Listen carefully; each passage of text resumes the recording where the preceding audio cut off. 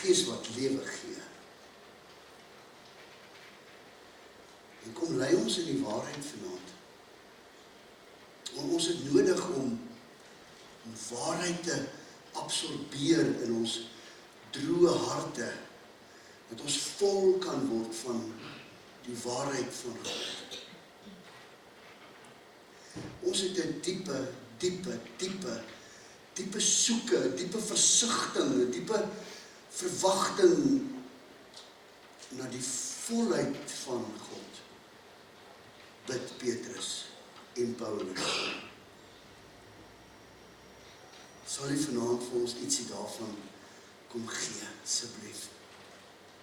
Dankie dat ons in eenheid saam kan wees, o Gees, om nou te hoor, te luister na dit wat U sê.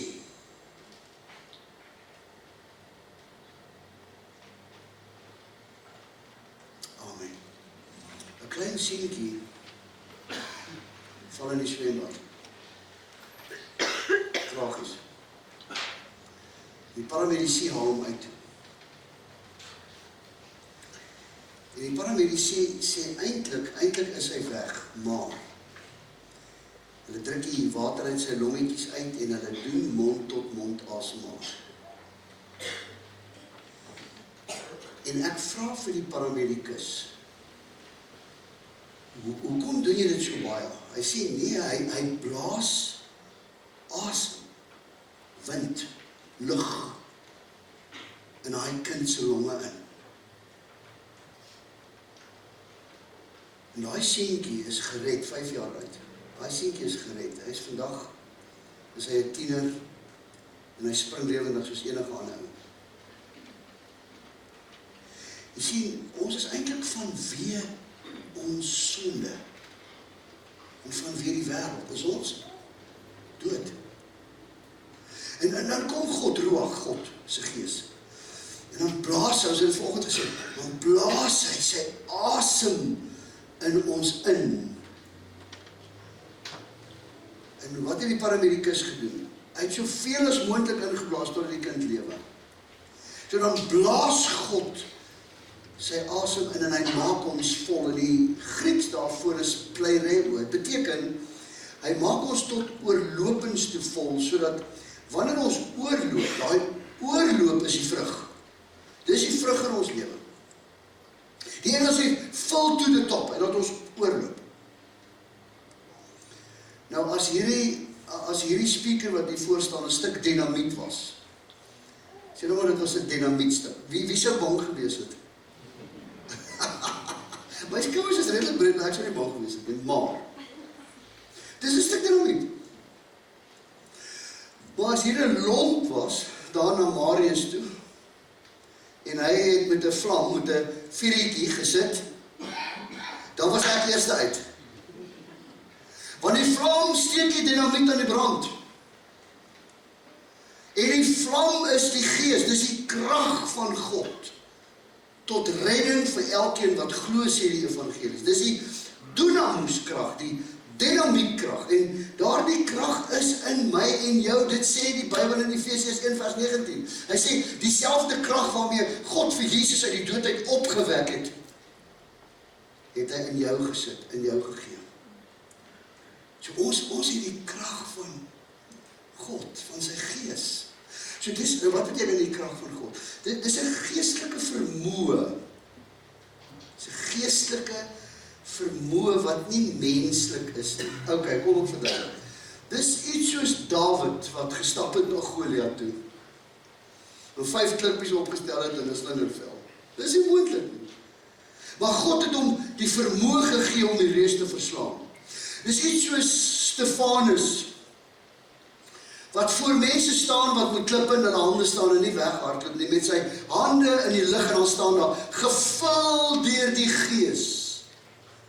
Dis iets, dis 'n geestelike vermoë, wat Samson gekry het toe hy die tempel, Dagon se tempel, se pilare omgetrek het, vir die laaste keer. Hoor jy, is 'n geestelike vermoë.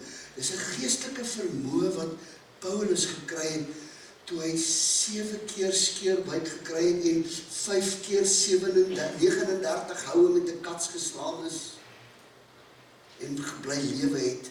Dis 'n geestelike vermoë.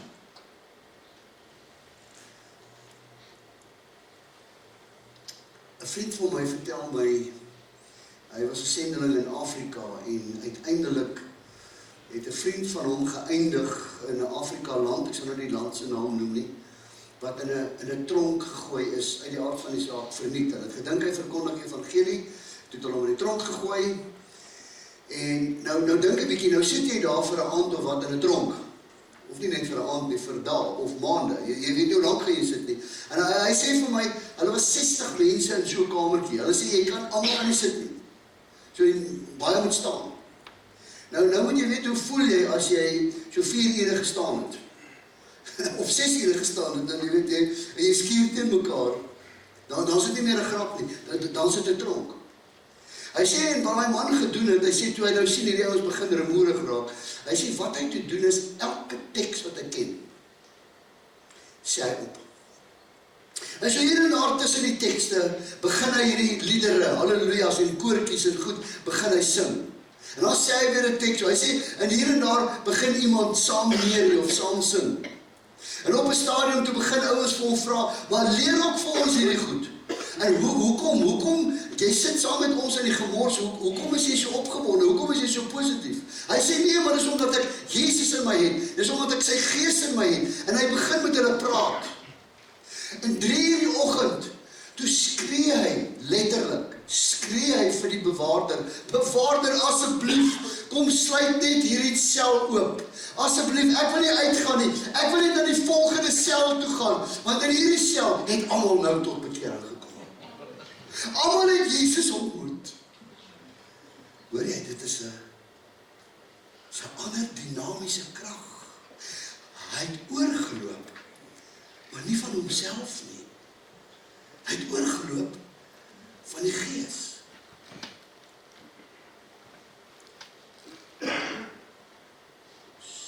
Soek jy regtig die volheid van God?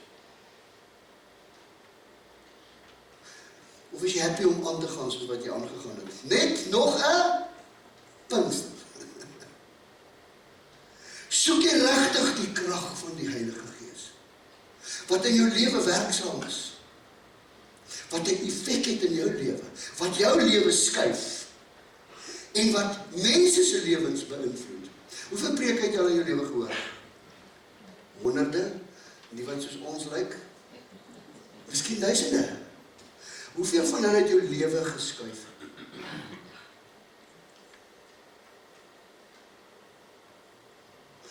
Mag God deur sy Gees hierdie week nie net jou streel nie, maar mag hy jou lewe skuif.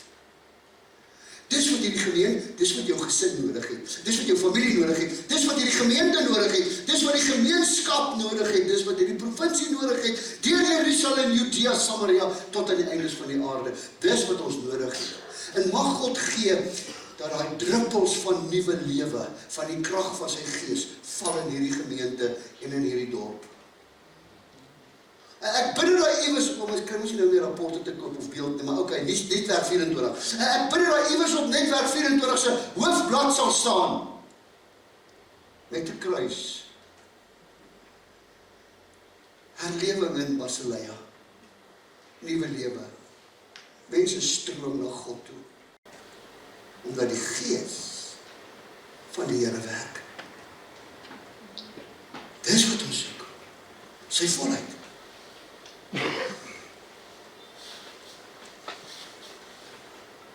Ek was al leraar gewees, seker so 3 jaar, al 4 jaar miskien. Ek het seker lang hare gehad soos Tom Jones. Kan julle dit groot pikswart aan.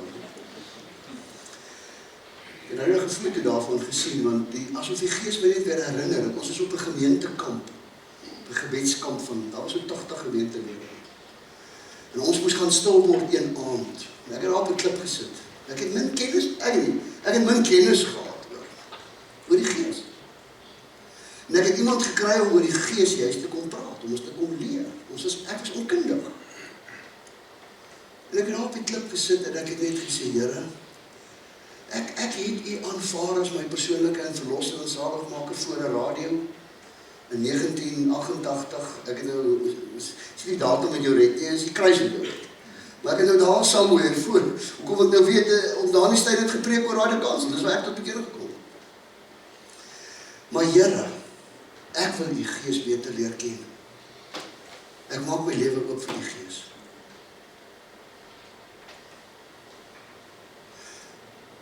En hy het iets in my hart kom doen, nie ek nie. Dieselfde ou wat nog gepreek het, dieselfde ou wat preke gemaak het, dieselfde bronne wat ek gebruik het. Nou was net 'n ander effek. En dat die Gees in 'n groter mate beheer geneem het van my lewe. Nou ek lees saam met jou Efesiërs 5, 15 tot 20. Hoor wat sê hy? Hy sê, wees baie versigtig hoe julle lewe. Nie soos onverstandige mense nie, maar soos verstandiges. Maak die beste gebruik van elke geleentheid, want ons lewe in 'n goddelose tyd. Moet daarom nie onverstandig optree nie, maar probeer te weet te kom wat die Here wil dat julle moet doen. Moet julle nie aan drank te buite gaan nie, daarmee gaan losbandigheid gepaard. Nee, laat die Gees julle pleireeuwe vervul, laat oorloop. En sing onder mekaar psalms, ek het so geniet ook agterstaan en hoor hoe sing julle lofgesange en ander geestelike liedere, sing met julle hele hart tot eer van die Here. En dank God die Vader altyd oor alles in die naam van ons Here Jesus Christus. Hoor wat sê Paulus, hy sê, wees baie versigtig hoe julle lewe. Dis 10 meisies, al 10 het uitnodigingskaartjies gekry na die bruilof toe. Al 10 het lampies gekry, soos ek vrouens ken het, al 10 nuwe outfits gekry. Vir al 10 is die rooi tapuit uitgerol. Ek weet nie hoe lag julle nou nie. Vir al 10 is die rooi tapuit uitgerol. En toe die koning kom, toe die bruidegom kom, en die deure gesluit is, of wil toemaak, toe kom hierdie 5 agter, okay, maar ons moet nou hardloop, ons moet nou kyk of jy 'n Shell of 'n Caltex of wat ook al naby by ons het die olie nie. Toe gaan net 5 in. Dit sê vir ons, daar is mense binne die kerk, binne die koninkryk. Dan sê dit vir ons, daar is mense binne die kerk, buite die koninkryk. Hulle het presies dieselfde as al die ander gelyk. Hulle het dieselfde dinge gedoen. Maar daar was nie pleireeuwe. Daar was nie die Gees van God in hulle lewe, die vlam het nie gebrand. Daarom sê Paulus, julle, wees versigtig. Sorg dat daar altyd olie in jou lamp is. Vra voortdurend, soos wat julle dominee dit, ek kon dit nie mooi gestel het nie. So mooi gesê vanaand om 'n heeltyd 'n pad, 'n liefdesverhoudingspad met God te stap, elke dag pad. Nie soos onverstandig is, wat onverskillig lewe nie. En daarom moet ons die beste gebruik maak van elke geleentheid wat ons kan, want natuurlik lewe ons in 'n moeilike tyd, en dan kom hy weer met hierdie opdrag. Hy sê, los 'n bietjie die dinge van die wêreld, en dan sê hy, maar laat die Gees julle vervul. Nou, in die Grieks sal Marius nou weet, daar is 'n genitiewe vorm, so dit beteken, Julle moet voortdurend deur die Gees gevul word. Nou kyk, die Gees los jou nie en dan vat hy jou weer nie. Soos iemand eendag vir my sê, was nou in die vroeë jare, sê, jong, hy is so bang om Sun City toe te gaan, want hy hoor hulle sê, as jy daarin gaan, dan los die Gees jou, as jy by die hek uitkom, dan vat hy jou weer. Nee. Dis nie waar. Die Gees gee hom in sy volheid. Weet jy, hy is liever vir jou as wat jy vir jouself is. Hy is liever vir jou as wat jy dink hy is. Hy is mal oor jou. Daarom wil hy jou lewe volmaak. Hy wil jou lewe oorloop. Nou, wat het met die disippels gebeur? Okay. Die disippels is by herhaling gevul of vervul deur die Gees. In Handelinge 2 het ons vanoggend gelees. Dit was die eerste keer, né? Hulle is gevul in die bovertrek. Toe in Handelinge 4 het ons agtergekom, die Gees van God het hulle volgemaak, en in Handelinge 13 het die Gees van die Here hulle laat oorloop, hulle volgemaak, hulle ontmoet. So daai volmaak beteken nou nie jy lek nou nie. Sonde laat ons seker lek, maar sonde laat die Gees terugtrek. Maar die feit van die saak is God se Gees wil jou heeltyd laat oorloop. Toe Petrus kan ek net dit sê, so hulle is voortdurend vervul. Toe kom hulle in Efese, 24 jaar na die uitstorting van die Gees. En hulle vra vir die gemeente in Efese, weet julle dat die Gees uitgestort is? Hulle sê, nee, ons weet dit nie. So hulle was onkundig. En toe wat gebeur? Toe lê hulle die hande op en hulle ontvang die Heilige Gees. So daarom is dit so wonderlik dat hierdie gemeente, verstaan ek al vir die laaste tyd, soek na die volheid van die Gees. Hy is oortuig daarvan, julle is besig om sy hart bly te maak, maar bly soek. Wie soek, sal vind. Want kyk nou wat het met die einste Petrus gebeur. Hy het saam met Jesus begin stap, hy was gehoorsaam. Kom Petrus, kom stap saam met my, los jou nette, hy het gedoen, hy is 3 jaar deur Jesus geleer, hy is 3 jaar deur Jesus gementor, hy het 3 jaar die wonderwerke gesien wat Jesus gedoen het. So met ander woorde, hy het alles beleef. Maar toe die krisis kom, jy ken hom ook mos. Nee, ek ken hom nie. Maar ons hoor dit aan jou spraak. Jy kom van Namakoland, jy kom van Galilea af. Ons hoor aan jou spraak. Jy is een van sy disippels. Ek sweer, ek ken hom nie. Toe die krisis kom, toe lieg hy. Toe die krisis kom, toe kan hy nie staan nie. Toe die krisis kom, toe bek hy af. Toe die krisis kom, toe verloon hy. Toe moes 'n haan hom help, wat gekraai het. Om hom terug te roep, jy sal my 3 maal verloon. En ek glo Petrus het besef, om saam met God te stap, is nie net lippetaal nie. Dis om te doen, om saam met God te loop, dis 'n aksie. Na Pinkster, wat doen hierdie visserman? Wat doen hy? Hy is nie skaam nie.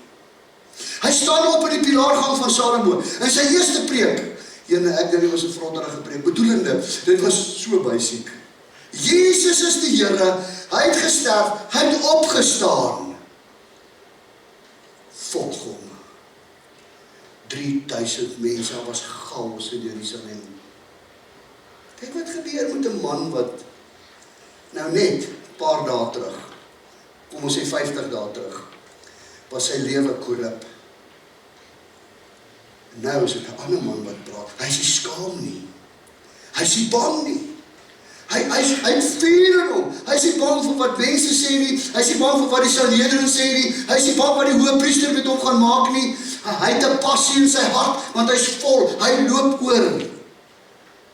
Hy word die leier van die kerk en onder baie moeilike omstandighede. Wat is die verskil? Die verskil is die gees. Hy het 'n geestelike vermoë gekry om anders te opereer, om anders te lewe, 'n krag.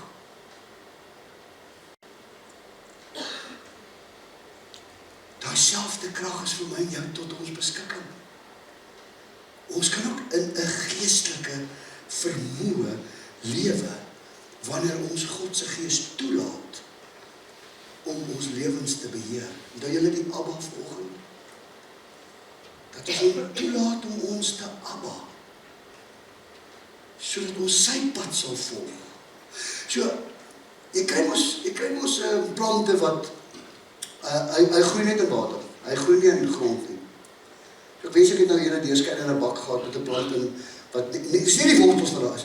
Dis waar ons moet wees. Ons wortels moet heeltyd in die stroom van God se gees bly. Dit verg fokus. Dit verg om intentioneel met die gees besig te wees. Dit verg om hom heeltyd voor oë te hou. So dis amper soos 'n beskuit wat jy in koffie sit. Maar ons wat 'n Marie beskuit, hy trek ons vinnig op. Hy trek die tee vinnig op en ons hy sag. Dis wat God met my en jou wil doen. Hy wil ons in die water van sy gees sit, dat ons sag sal word en oormôre aand gaan ons praat oor die vrug en oor hoe dit lyk. So nou is die vraag vanaand, het jy die Heilige Gees nodig? Natuurlik. Want die Heilige Gees is beskikbaar vir die kerk, hy was beskikbaar vir die disippels, hy is beskikbaar vir ons. Inteendeel, hy wil nie hê ons moet alleen wees nie. Ons kan nie alleen wees nie. Romeine 8:26 en 27 sê die volgende. Hy sê, die Gees staan ons ook in ons swakheid by. Die Gees. Ons weet nie hoe en wat ons behoort te bid nie. Maar die Gees self pleit vir ons met versigtinge wat nie met woorde gesê word nie. En God, wat die harte deurgrond, weet wat die bedoeling van die Gees is, want hy pleit volgens die wil van God vir die gelowiges. So die Gees is op hierdie oomblik besig om te pleit by Vader. Hy pleit vir jou, sy begeerte is dat jy vol sal word. Hy pleit vir hierdie omgewing, vir mense wat verlore is, wat nog nie die lig gesien het nie. Hy pleit vir sy kerk. Hy pleit vir sy mense. Hy pleit vir die wêreld. Want hy wil hê een moet verlore gaan nie. So die Heilige Gees is jou helper. Dat is die eerste ding wat jy vanaand moet onthou. Die Heilige Gees is jou helper. Hoor wat sê Johannes 14:26. Hy sê, en wanneer die Gees, die voorspraak kom, sal hy jou leer in die volle waarheid. Want die Gees, julle ken hierdie term, hy is die parakletos, so hy is die trooster, hy is die advokaat. So daar nou 'n ding is tussen jou in die Here. Of selfs as daar 'n ding is tussen jou en jou vrou, of tussen jou en jou kind, of tussen jou en jou kollega. En jy praat met die Gees daaroor. Weet jy wat gebeur? Die Gees kom staan tussen jou en God. En hy pleit. Wat beteken pleit? Pleit is nie sommer net so vraag nie. Pleit is intens.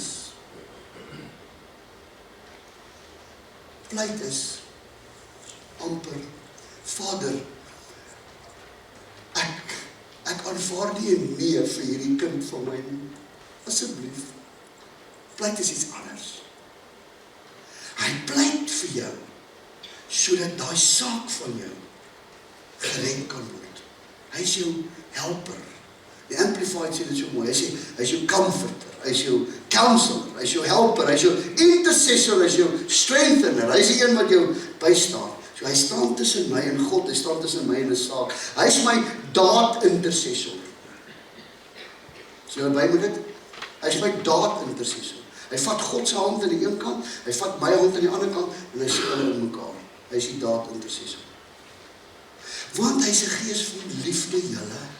Nie 'n gees van bitterheid of 'n gees van onvergewensgesindheid nie. Hy is 'n gees van hoop, nie 'n gees van chaos of van wanhoop nie. Hy is 'n gees van vrede, nie 'n gees van chaos nie. Hy is 'n gees van nederigheid, nie 'n gees van hoogmoed nie. Hy wil ons help. Dis 'n tweede ding.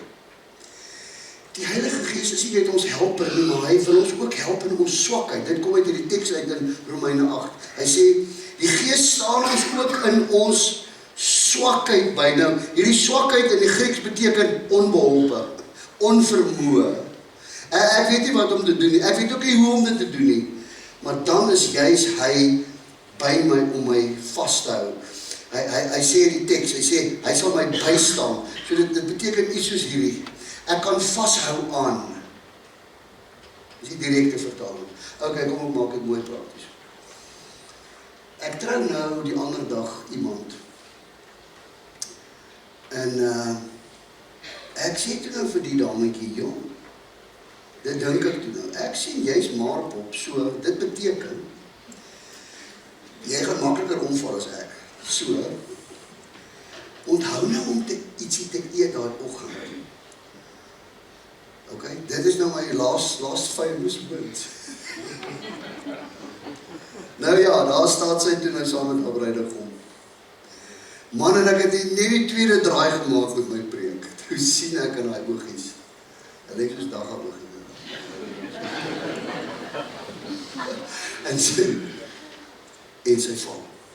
Maar in die proses, toe sy nou uitpas, toe sê ek vir die bruidegom, vang! En hy, lekker sterk hou en hy, val en ons bring 'n stoel in. Dis wat die Gees doen. Soos jou bene ingee, dan is hy daar, om jou te vang, om jou te help, om jou reg op te hou. Hy skop nie 'n ou as jy lê nie. Dit is nie die Gees nie. Hy tel jou op as jy lê. Dit is 'n helper intercessor. Hy pleit. As jy nie meer weet wat om te bid nie, dan is hy daar om jou woorde vir jou vol te maak. As jou woorde krom is en skeef is en jou woorde opraak, dan kom hy en hy voltooi daai sinne voor God vir jou. En as jou woorde opraak, partykeer gee hy vir jou 'n prentjie, né? Partykeer gee hy vir jou 'n skrif. Partykeer kom maar net 'n skrif op jou. Partykeer gee hy vir jou gedagtes, foto's van iets of mense of wat. So hy help jou wanneer jy besig is om te bid. Nou is die vraag, leef alle Christene geesvervuld? Wat sê julle? Leef alle Christene geesvervuld? Dis amper, ek het dit vertaal, amper iets soos gevul maar nie vervul. So 'n bietjie 'n paradoks. Maar dit is 'n moeilike kwessie. As ons kyk na die Bybel, dan sien ons alle Christene leef nie noodwendig onder die beheer van God se Gees nie. Gaan kyk maar net vanaand televisie. Maak Netwerk 24 môre oop. Luister môre nuus. Nou hoor jy. Die meeste van die mense sê as Christene. Gaan kyk maar net in jou omgewing. En nou hoor wat sê Johannes. Jesus het geantwoord. Ek verseker jy, onthou, Nicodemus kom na hom toe. En Nicodemus sê vir hom, okay, Here, wat moet ek doen om gered te word? Wat moet ek doen om U te volg? Toe antwoord Jesus hom. Ek verseker jou, as iemand nie uit water en gees gebore word nie, kan hy so nimmer as nooit in die koninkryk van God kom nie. 2020 vertaling. Sterk woorde daai, né? So nimmer as nooit. Dit beteken nooit. Jy mag geen enige vertaling gebruik. Nooit beteken nooit. En wat is water en gees? Water is die doop nie. Water is, jy word 2 keer gebore. Jy word 1 keer gebore om op die aarde te kom. En jy word 1 keer gebore om in die hemel te kom. So uit water, niemand van julle het gekom deur die ooievaar nie. gekom deur vrugwater, deur water. Om op die aarde te kom, en om op die hemel, in die hemel te kom, in die gees, kyk daar, hoofletter, nie uit water en gees. So die gees, laat jou gebore word, hy weer doop, hy weer gebore jou, hy laat jou weer gebore, ek probeer nou direct vertaal. So, wat beteken dit? Jy het iewers, jy gehoor, gevoel in jou lewe, jy het onder die indruk gekom, my lewe is die reg, ek moet het reg maak met die Here. God soek my lewe, hy klop aan my deur. Ok, nou maak ek oop, ons noem het bekering. Ja Here, hier is ek. Maar hy klaar my hart voorbereid deur die Gees. Ok, en as ek sê ja Here, dan doen hy dit.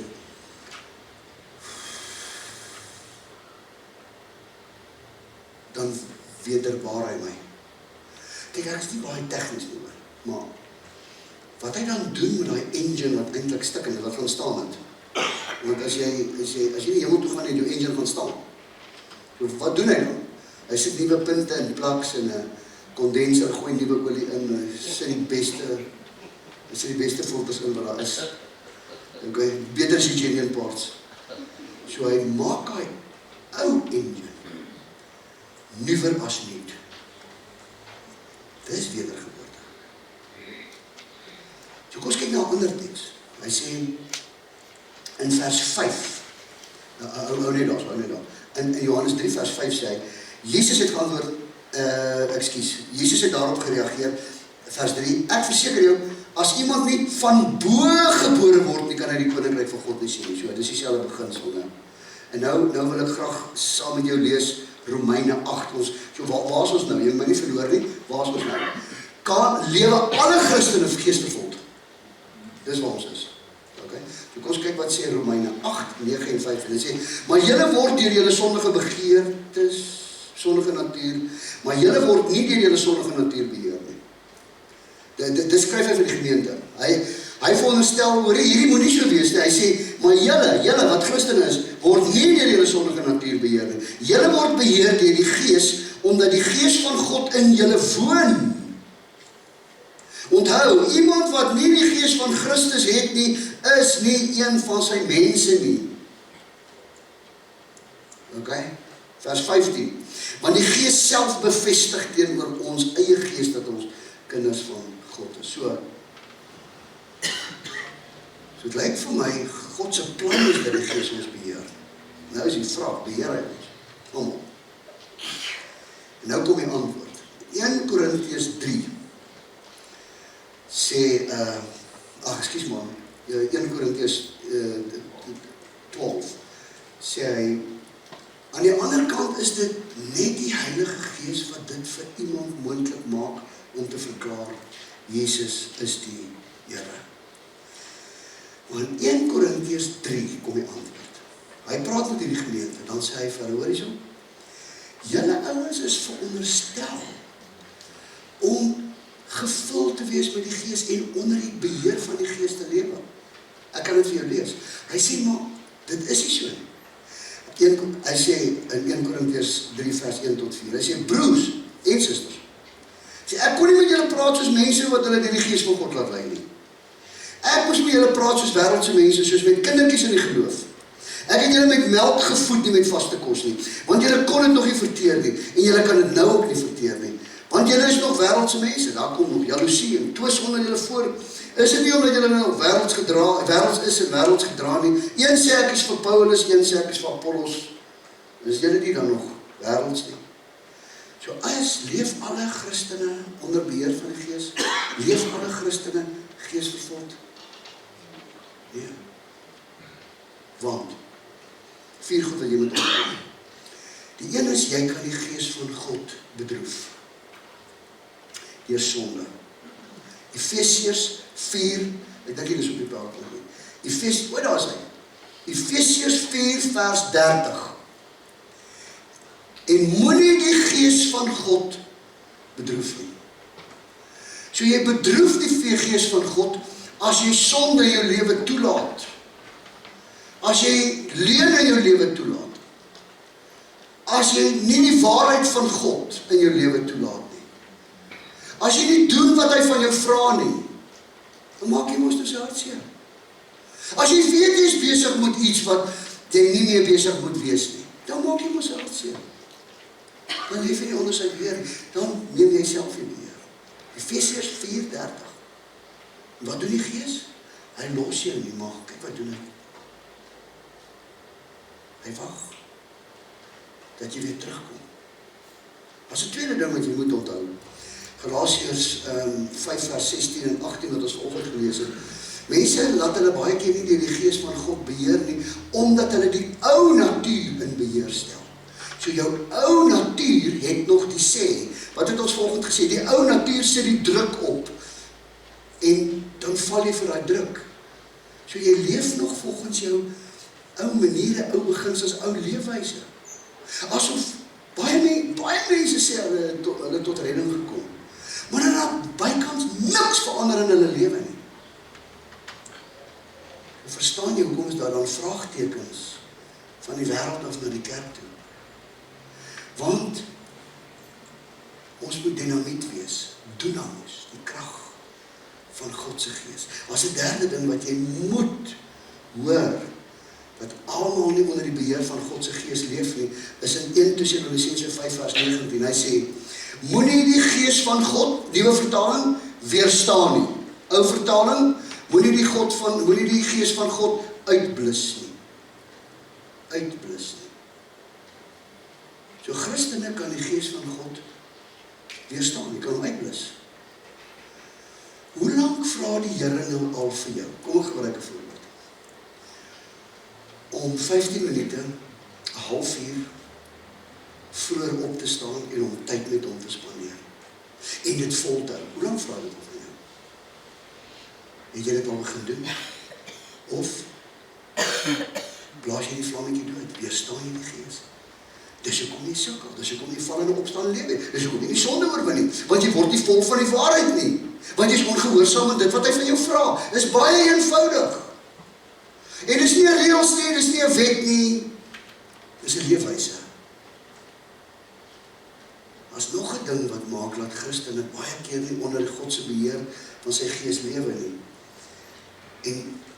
En dit is wat ons nou gelees het, dat die wêreld hulle nog wegtrek en natuurlik dat hulle onkundig is en dat hulle nie deur die Gees van God laat lei nie. Dis een fout daarvan. So kom ons maak dit prakties, visueel. Dit was die volgende skryf. Visueel. Daar is 'n ongeredde wêreldse persoon. Okay? Kyk, hy leef in sy eie wêreld. Kyk, waar is die kroon? Die kroon is op sy kop. Hy bepaal. Hy besluit. As hy dit wil doen, ek weet nie of julle agterkom nie, as mense vandag iets wil doen, dan doen hulle dit. Ek weet nog, ek is nie so seker hulle raadpleeg die Here nie. Ek is nie so seker nie. As mense wil skei, dan skei hulle. As mense ander vroue, amper ook ander vroue, as mense dit wil doen, dan doen hulle. As mense, dit is die indruk wat ek kry. Daarom sê die Bybel,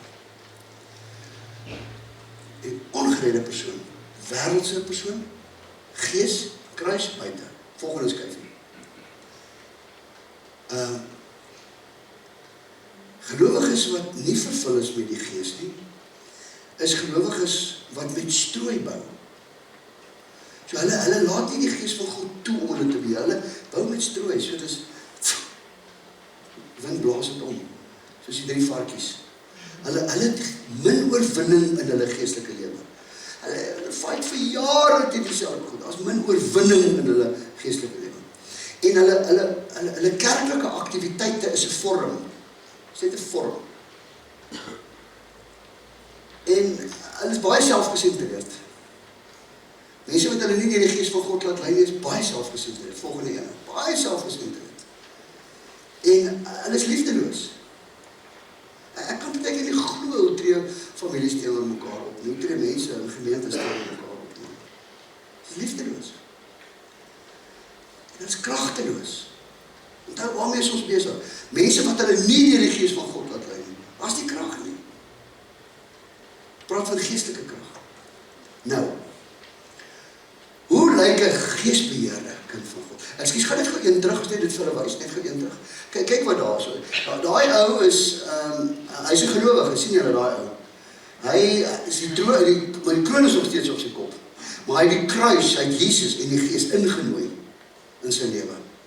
Maar sien julle, hy het nog beheer. Right? Volgende skyfie gaan jou help. So hoe lyk iemand wat hom deur die Gees van God laat lei? Hy het afgeklim van die troon af. Kyk waar is die kroon? Die kroon, op die troon sit Christus. En die vlam van die Gees, kyk, brand in sy lewe. En die kroon is op sy kop. En hy doen wat die Gees van hom vra. So iemand wat hom deur die Gees laat lei, het 'n goeie gebedslewe. 'n Goeie gebedslewe. Want ek bedoel, daar's mos 'n diepe begeerte vir jou om met daai vrou te praat. Elke dag met haar. Ek jou waarom. En jy praat vragies terug op met hom.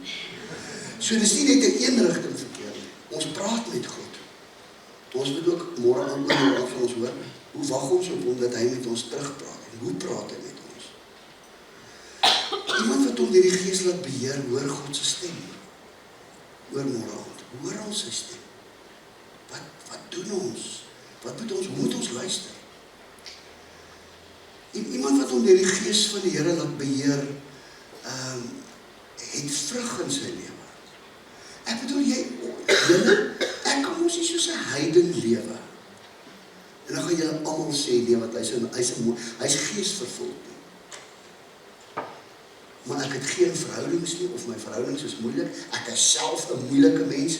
Ek wil my wil moet geskied. Ek wil my sin hê, en ek is nog jaloers op die ou wat langs my bly ook, en ek kom nog 2 uur in die nag by die huis en ek dronk, en dan kan ons so aangaan. Gaan julle dan nou sê, hierdie is allemaal hom. Hierdie ou, hy is 'n voorbeeld. Nee man. Natuurlik vra die Gees van ons om sy vrug te dra. Sy liefde, sy vrede, sy sagtheid. 'n Vrou sê vir my eendag, sy sê, as ek oor die Gees gepraat in 'n reeks, en sy sê vir my, ja, weet jy wat?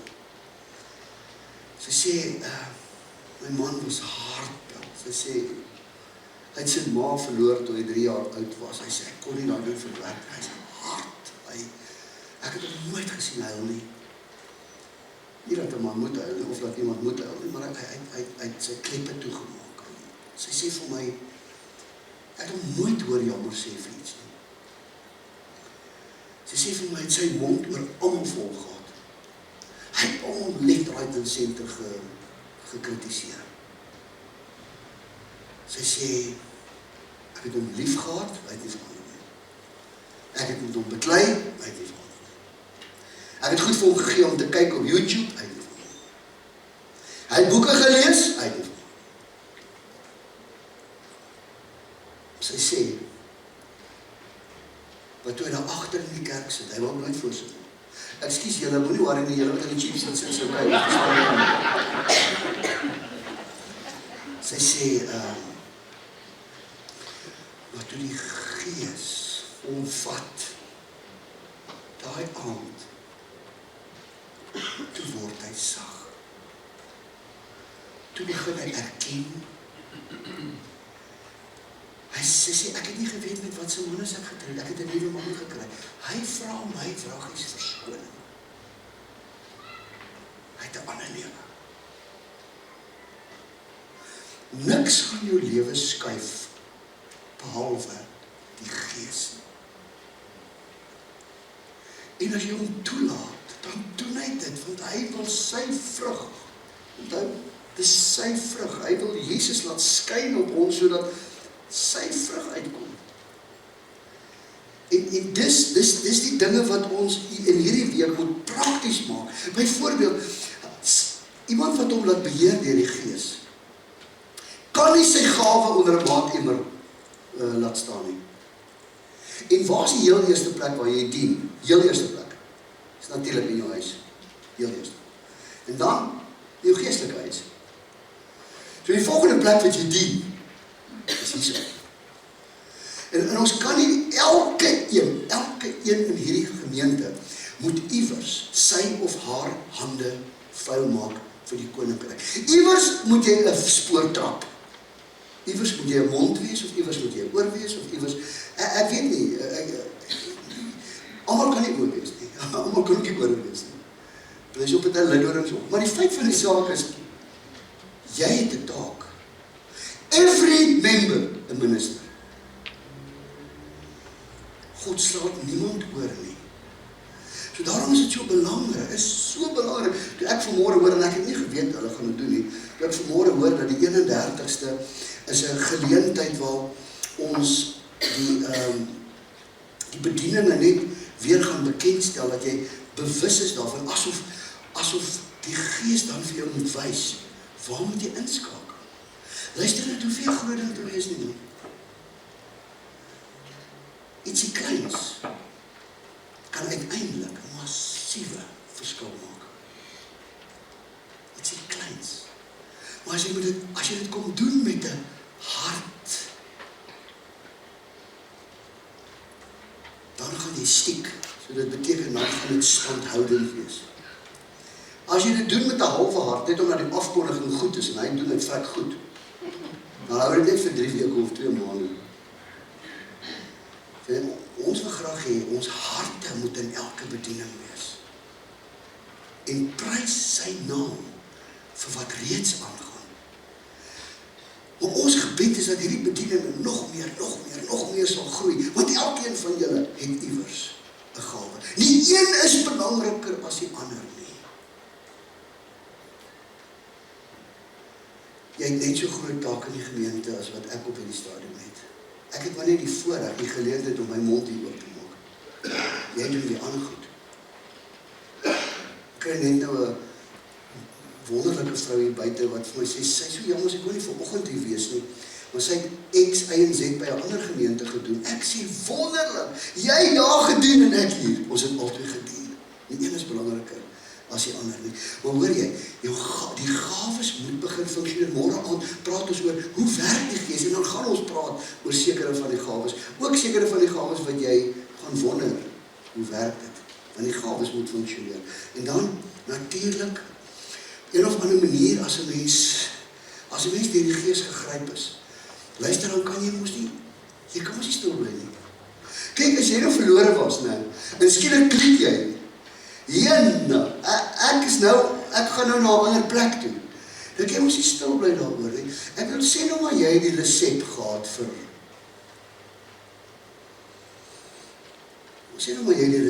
vir kanker, vir 'n ongeneeslike siekte. Wat sou jy gemaak het? Jy sou daai resep in dik letters, vet letters. Jy sou dit van elke moontlike dak af afgekondig het. Jy sou dit by elke moontlike hospitaal gaan afkeer. Jy sou die Wêreldgesondheidsorganisasie geraadpleeg. Is dit wat jy sou gedoen het? Wel, ek sou dit doen, want dit red mense se lewens. Ons het Jesus, dis die resep. So met ander woorde, ons sal nie daaroor kan stil bly op een of ander manier nie. So party mense verkondig die woord, verkondig Jesus deur hulle monde soos ek, as 'n evangelis. Jy verkondig Christus, miskien nie van 'n platform af nie, maar jy verkondig hulle deur hierdie te doen. En jy verkondig dit deur dit te doen. En ander ouens verkondig dit deur dit te doen.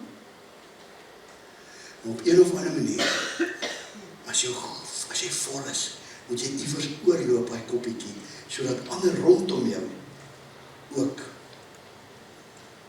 kan praat, ook kan hoor. Hoekom word nou gesê praat, wat in my kop gekom het, is 'n Aaron, nee Here, ek kan nie nooit. Ek sal agter Moses aanloop. Here, ek kan glad nie praat, sê Moses. Petrus het net so gespotter, man. Hy het net so gehakel. Maar toe die Gees gevat, toe is hy effektief. So hoor jy? Moenie dink jy moet nou iets gaan doen, sodat die Gees van die Here, jy hoef nie om te val of op te styg nie. Al wat jy moet doen is,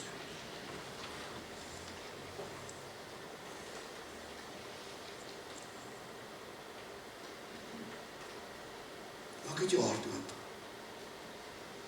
Laat hom toe om sag. Hy's nie 'n gees wat van een aan die ander praat. Hy's nie 'n warrelwindgees nie. Hy kom sagkens, maar hy werk diep. So hoe nou? Wat nou? Hoe gaan jy nou vorentoe? Hoe gaan jy nou hier uit? Ons het gesê die gees is 'n persoon, uit 'n persoonlikheid. Ons het gesê geesvervulling vanaand is 'n opdrag. Laat die gees julle vervul. Ons het gehoor dat as die gees van jou besit geneem het, gaan jy iewers 'n effek hê. Jou lewe gaan nie weer dieselfde wees nie. Ons het gehoor dat jy nou geset moet lewe. En wat nou? Nou moet jy jouself beskikbaar stel. En sê, Here, ek wil afgesonder vir die gees lewe. Afgesonder. Eenkant geberre. Vat eens daai skyfie weg asseblief. Daar sê dankie. Nee, hou net aan. Here, ek wil nie nou verloor nie. Here, ek wil eenkant geberre vir u lewe. So wat Christus vanaand kom doen, hy kom bind 'n stryk om jou. En hy skryf daar 'n vreeslike Griekse naam, Ichthus, wat beteken Jesus Christus, die Seun van die lewende God. En hy skryf onder dit Hagios, dit beteken, jy is my geskenk, ek sonder jou af, vir my dat ek kan eer kry. En dat mense rondom jou geseën kan word. Is dit maklik genoeg? God kan nie 'n toe hart vol maak nie. Hy maak 'n oop hart vol. En sy begeerte is dat jou hart oop sal wees vanaand. Dat die gees van God in jou lewe kan reën. Ek lees nou 'n verskriklike mooi ding. Maar is 'n baie diep en moeilike dinge. Ek lees, sterf, Willem, sterf voordat jy sterf.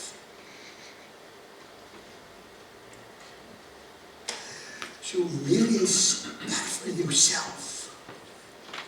Dis wat Dr. Marie gesê het, Andrew Marie, hoe meer jy sterf, hoe voller, hoe meer kan jy oorloop, want hoe minder van jou en hoe meer van hom. So die keuse wat jy moet maak vanaand is, jy kies teen jou ou natuur.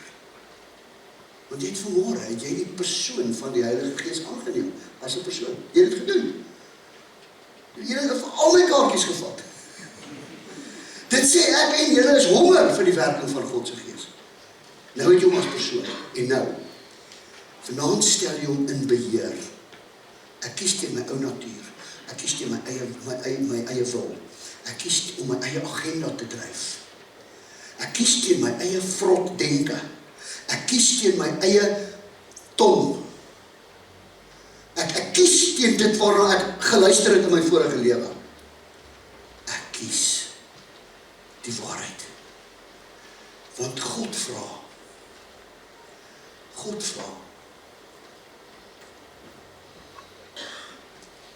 Ek wil jou lewe beheer. Ek het jou so lief, dat ek wil nie hê jy moet gaan speel in die wêreld nie. Ek wil elke stukkie, soos ons vanmôre gehoor het, elke stukkie van ons lewens wil ons beheer, en wil hy beheer. En as ons sê, vanoggend het ons gesê, hier woon die Heilige Gees. Jy kry nog 'n bordjie vanaand. Jou bordjie vanaand is under new management. Onder nuwe bestuur. Jy gaan dinge anders doen. Want God se plan is nuwe lewe vir jou, vir die gemeente, vir gemeentes in die dorp en vir die omgewing.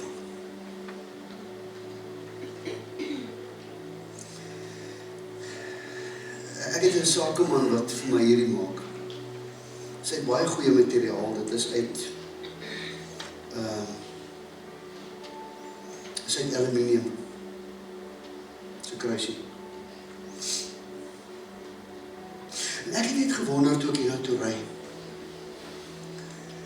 As jy vanaand hierdie kruisie vat, en jy sit hom miskien agter jou rekenaarskerm, ek weet nie.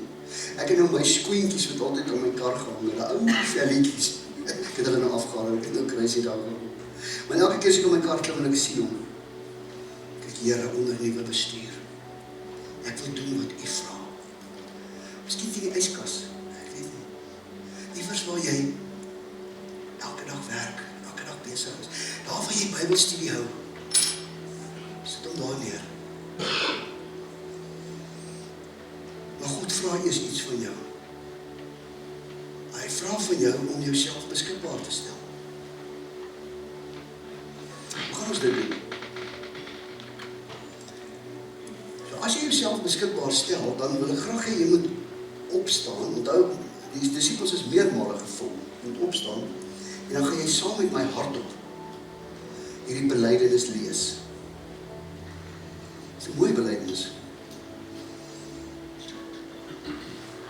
Sal jy saam met my staan? Dit sag ons doen dit onder leid dat niks ons steur nie. Maar jy gaan dit saam met my doen. Jy gaan dit hardop sê.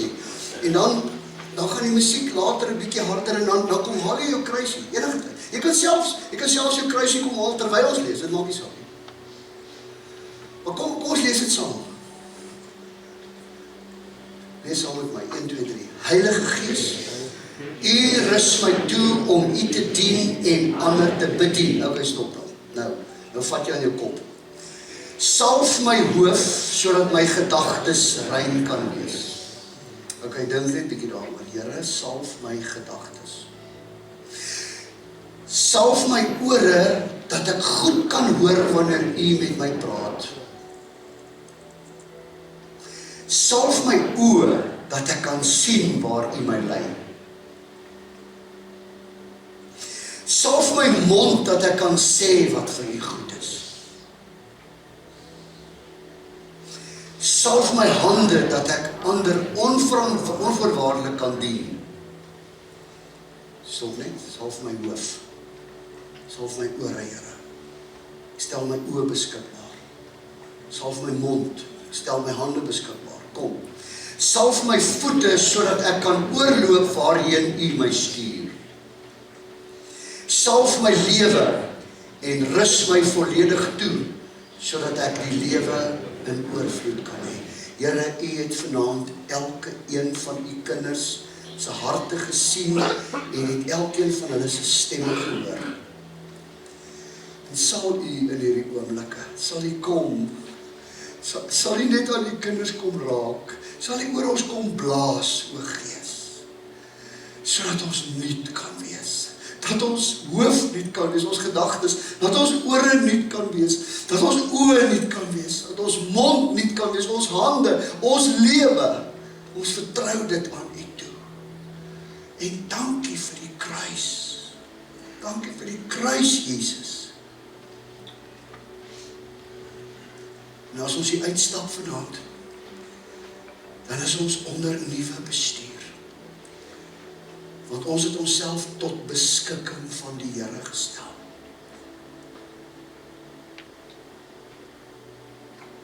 Dankie vir Maria se woorde wat nou uit Lukas 2 uit weer klink in my ore.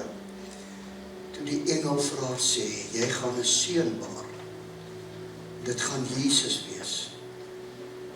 En dankie vir daardie antwoord. Ek is tot beskikking van die Here. Ek verklaar vanaand, ek is tot beskikking. Hierdie gemeente verklaar vanaand, saam met Marius, saam met Karen, saam met hulle gesinne, saam met die leierskap. Ons is tot beskikking van die Here. Dankie, o Gees. Dankie dat U hier is. Vat ons nou, vat ons hand, vat ons lewe, en stap saam met ons. In die naam van die Vader, in die naam van die Seun, in die naam van die Gees.